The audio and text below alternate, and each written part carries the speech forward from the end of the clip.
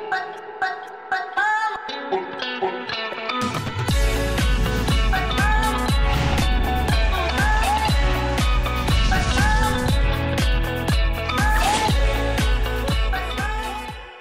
là, attention, accrochez-vous, parce que le numéro 1 du pétage de plomb, c'est un Roumain. Et il a fait des choses qui dépassent l'entendement. C'est d'ailleurs à cause de lui, ou grâce à lui, en 1977, qu'on a créé un code de conduite. Vous savez, le truc avec les 3 avertissements, là.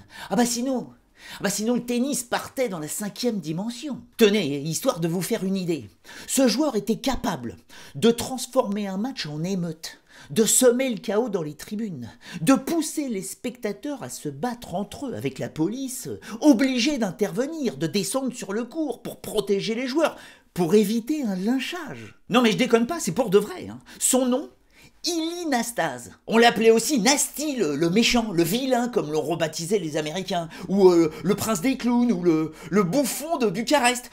En fait, ça dépendait de ce qu'il faisait. Parce que quand il était bien luné, c'était le pied, on se marrait. Il mettait des souris dans les casiers des vestiaires. Il prenait toutes les bouteilles qu'il y avait dans les glacières, là derrière l'arbitre au changement de côté, et puis il les distribuait au public. Un jour, il a même piqué des gants à un spectateur pour jouer avec, parce qu'il avait trop froid. Une fois à Wimbledon, après avoir mis le souk sur le court, il a fait appeler le juge-arbitre, et puis il est allé se planquer sous les bâches pour pas qu'on le retrouve. Tenez, en parlant de juge-arbitre, celui de Roland-Garros faisait toujours jouer Nastase sur le court le plus près de son bureau pour l'avoir à l'œil. Comme en 1983, où Nastase s'arrête de jouer. Ah bah oui, parce que il s'est fait lober, et puis comme il pouvait pas avoir la balle, il a jeté sa raquette comme ça en l'air. Et là, miracle, la balle rebondit dans le cordage et retombe dans le camp de son adversaire.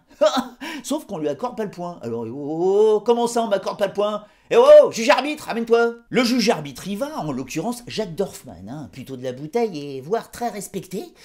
Mais il se démonte pas, alors il dit à Anastase, mais dis donc, mais ça fait quand même 25 ans que tu joues au tennis, tu devrais savoir qu'il faut tenir sa raquette dans la main pour pouvoir gagner le point. Et l'Anastase lui répond, si, je sais Jacques, mais je voulais juste que tu sois au courant que j'avais réussi ce coup magique. Culotté, non?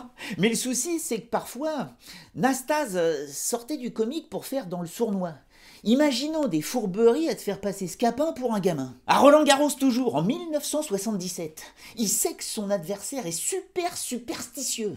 Alors ni une ni deux, il planque un chat noir dans son sac et il va te libérer le greffier au moment de l'échauffement. Autant vous dire qu'il y a eu comme un moment de folie. Ah bah le chat, il a déguerpi plutôt rapidement.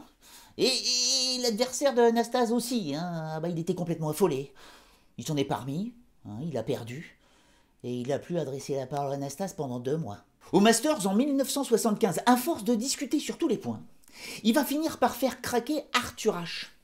Arthur Ashe, niveau concentration, calme, self-control, c'est une tombe, un caveau.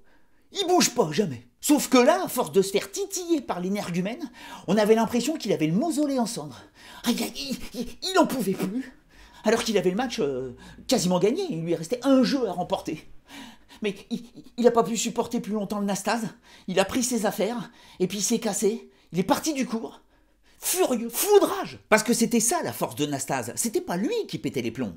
C'était les autres. Si sur le cours il trouvait pas la solution, il faisait travailler du carafon. Du fissurage jusqu'à l'explosion. Et tout le monde devenait dingue. L'adversaire, l'arbitre, même le public. Et quand je dis dingue, à l'US Open en 1979, on a été à ça d'interner 10 549 spectateurs, plus l'arbitre, plus le juge-arbitre, plus McEnroe, alors âgé de 20 ans, qui affronte Nasty. Ah bah faut que je vous raconte ça. Il est 21h.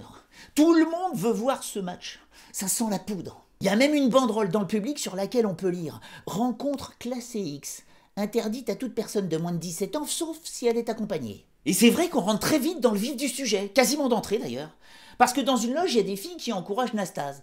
Apparemment un petit peu trop bruyamment du coup de John McEnroe, qui leur fait élégamment un bras d'honneur et leur dit d'aller plutôt faire à bouffer. Au bout de 10 minutes, ça hurle de partout. Et Vlatipak Nastase s'arrête de jouer parce qu'il est gêné par le bruit des avions qui décollent de l'aéroport de la Guardia, qui est tout proche.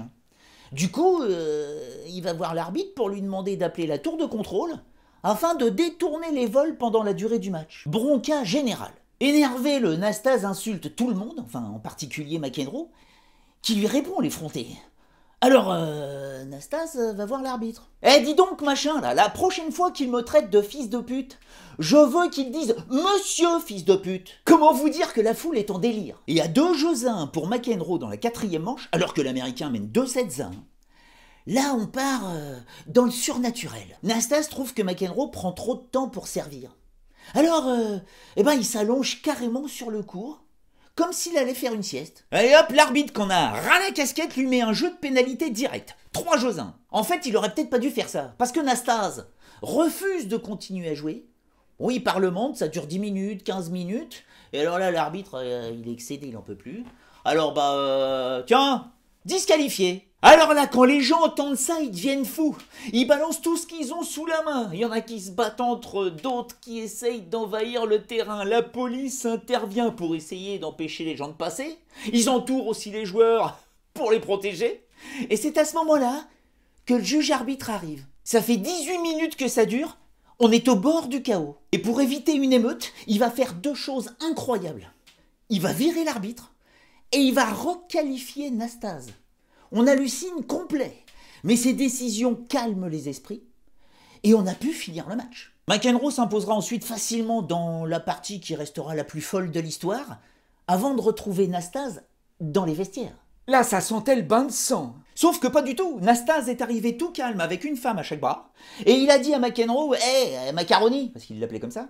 Sympa. « Hey, Macaroni, on va dîner ensemble ?» C'était ça, Nastase. Toujours ce besoin de déconner, de te pousser à bout, de te rendre fou, de se vanter d'avoir couché avec plus de 2500 femmes. Il laissait personne indifférent. Hein. C'était le bon, la brute et le truand en même temps. Un géant sublimement doué, mais très énervant.